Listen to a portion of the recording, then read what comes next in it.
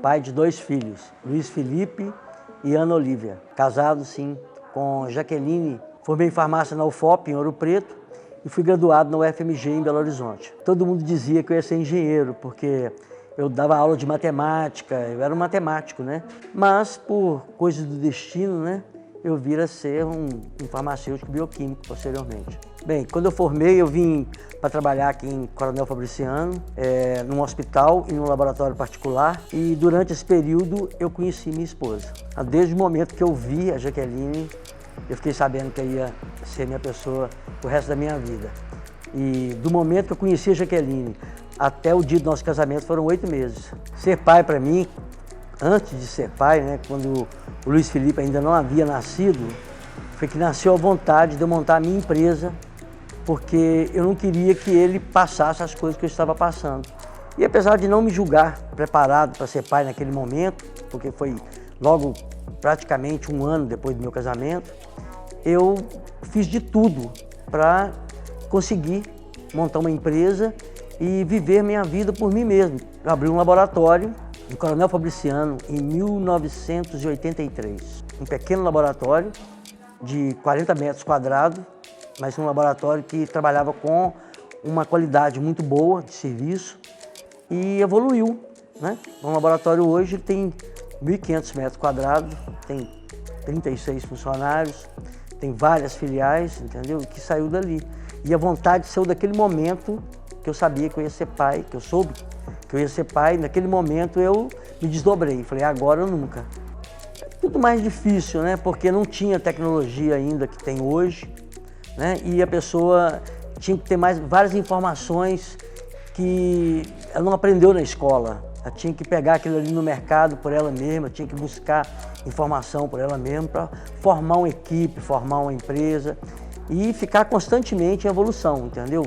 Frequentando cursos e lendo e ouvindo coisas a respeito, batendo papo com colegas para evoluir. Hoje meu filho é o administrador da empresa e minha filha é o RH da empresa, responsável pela área técnica. Olha, eu tentei conciliar o meu trabalho com a criação do meu filho, mas pelas circunstâncias, o meu trabalho era imperativo para manter a minha empresa. Então eu falhei em vários pontos nesse aspecto, porque eu não pude dar totalmente atenção aos meus filhos. Mas hoje eu supro isso com meus netos. Os erros que eu cometi na criação dos meus filhos, eu procuro suprir com meus netos. É uma felicidade muito grande poder trabalhar com meus 2 filhos na minha empresa, porque não justificaria eu ter construído uma empresa para não ter para quem deixar. Sabe? E hoje a minha empresa fez 35 anos e ela tem uma história e tem ainda um futuro, né? Eu espero até que meus netos venham trabalhar nela. O inglês entrou na minha vida quando eu fiz minha primeira viagem internacional, e foram há 25 anos atrás, que eu estive em Londres. Vi que eu não poderia me comunicar se eu não soubesse uma língua. E fiquei assim, até meio envergonhado das pessoas tentarem comunicarem comigo, sabe? E assim, até um inglês que chegou ao ponto de comprar um dicionário em português para falar comigo. Era um senhor mais velho e queria ouvir histórias do Brasil, queria que eu contasse. E naquele momento eu senti que eu tinha que aprender a segunda língua. Eu estou no Facebook, no Instagram, tem meu e-mail particular, WhatsApp também. Fotografia estava na minha alma desde o início. Só que eu era um leigo e não tinha ainda atinado para estudar fotografia. Então, há mais ou menos 5 anos atrás, eu conheci um fotógrafo, que era um fotógrafo muito experiente, que é o Fábio Elias, fotógrafo de várias revistas, inclusive da National Geographic. Tem uma amiga que mora em Miami, que é muito amiga dele. E ela, sabendo do meu gosto por fotografia, ela resolveu me colocar em contato com ele.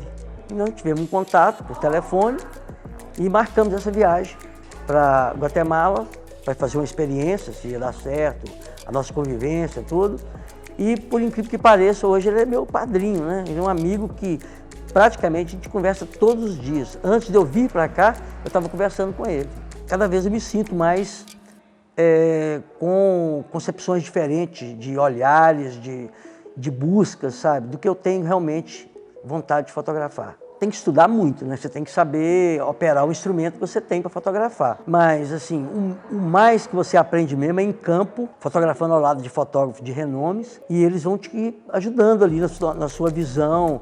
Você mostra uma fotografia para eles corrigem para você, você vai tendo aquele olhar diferente. Vai vendo fundo de campo, vai vendo iluminação, a luz, que lado que a luz é melhor, sabe? Compondo o aspecto fotográfico de uma maneira mais ampla, de uma maneira que você realmente tem o dom de enxergar, mas com artifícios que você pode colocar para melhorar a sua visão fotográfica. Eu gosto de fotografar bastante etnias, pessoas de etnias diferentes da nossa, culturas diferentes da nossa, mas o que eu busco mesmo na fotografia é fotografar a alma da pessoa, sabe? Aquele olhar que eu fotografo, que você vendo a foto já conta a história da vida daquela pessoa com uma simples foto. Ou o que está se passando naquele momento na vida daquela pessoa. Essa exposição, ela chama Exotismo em Cores, pela diversidade de cores que esses nativos possuem nas suas vestimentas, nas suas casas, sabe?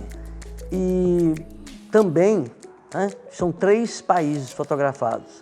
É Madagascar, é um lugar bonito, mas um lugar perigoso e bastante esquecido. E a Índia, que é um lugar bem populoso, né, que a gente tem a discrepância de níveis sociais, né? E Nepal, que foi totalmente quase destruída em 2015 por um terremoto e está se reconstruindo às duras penas, porque é um país pobre que tem o Himalaia, né? Que é uma cordilheira maravilhosa, uma coisa indescritível. E eu pude sobrevoar o Himalaia durante 1h20 e pude ver de perto. A minha foto da Avenida dos Baobás, ela me surpreendeu, sabe? Porque foi uma luz no momento que eu peguei, fui muito feliz, que é a melhor foto que eu fiz. Apesar de que não teve essa coisa de pessoas na foto, mas é uma foto que me marcou muito. É a foto da Avenida dos Baobás, lá em Morondava. O inglês é imprescindível na expedição, porque uma grande parte do mundo, né, o inglês tem um domínio.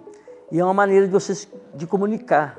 Olha, como eu faço inglês, 2 aulas na terça e 1 aula na sexta. Então, quando eu vou para a aula de inglês, às vezes saio do laboratório, que eu dou assistência lá ainda, saio um pouco cansado e vou para o inglês, eu vou assim, ai meu Deus, né?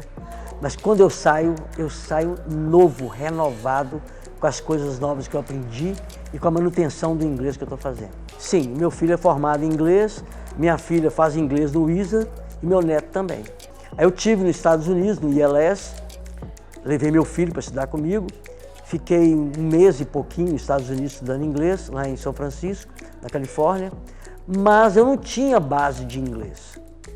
Então, assim, aproveitei pouco, sabe?